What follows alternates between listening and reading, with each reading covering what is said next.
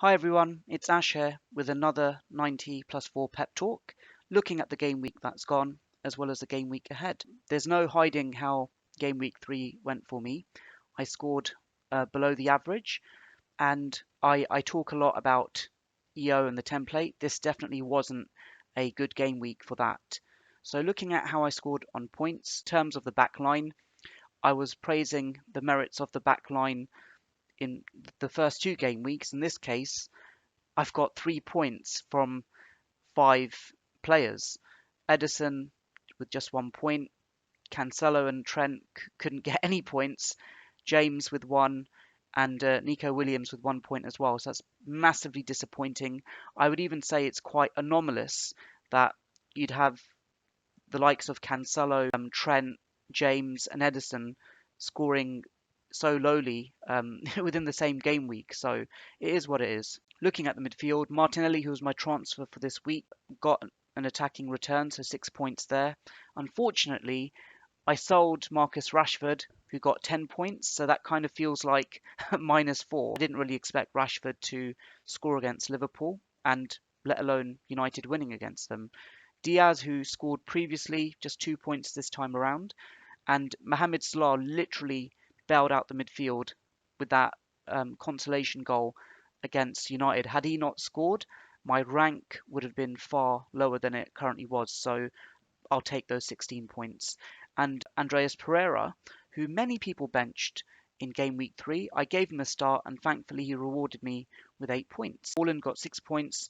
Jesus got 4. Considering that the template forwards, it's completely fine. As for the bench, Ward with another 1 pointer, who actually matched Edison this time around.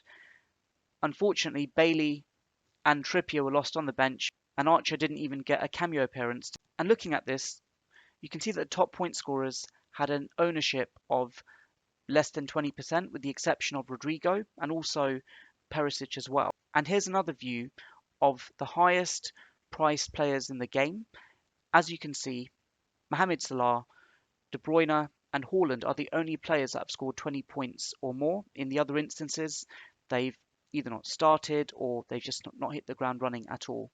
We can see that Rodrigo is clear from everyone else by a significant margin. Jesus, who's been ever consistent as well, and Ivan Toney ahead of many of the other premiums.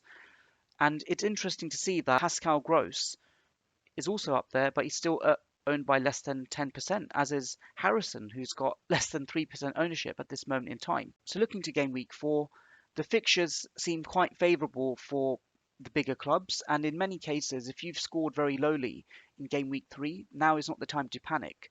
Unless you need a radical overhaul. I'm hoping to rely on my players once again. I'll probably use my 2 free transfers this time around, and it's just trying to figure out if I'm going to opt for Rodrigo, but it would mean having to sell Trippier for a 4.0 defender, or if I want an Arsenal defender and getting in Pascal Gross as well. But it's a tricky one at the same time, and that's something that I need to factor in. That's really it for now. Hopefully, game week 4 will provide more returns across the board for us, and the template and EO will fare better next week. So there you have it. It's not the best of game weeks.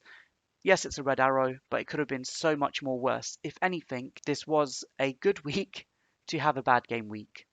And that's it. All the best for game week 4. Take care. Bye.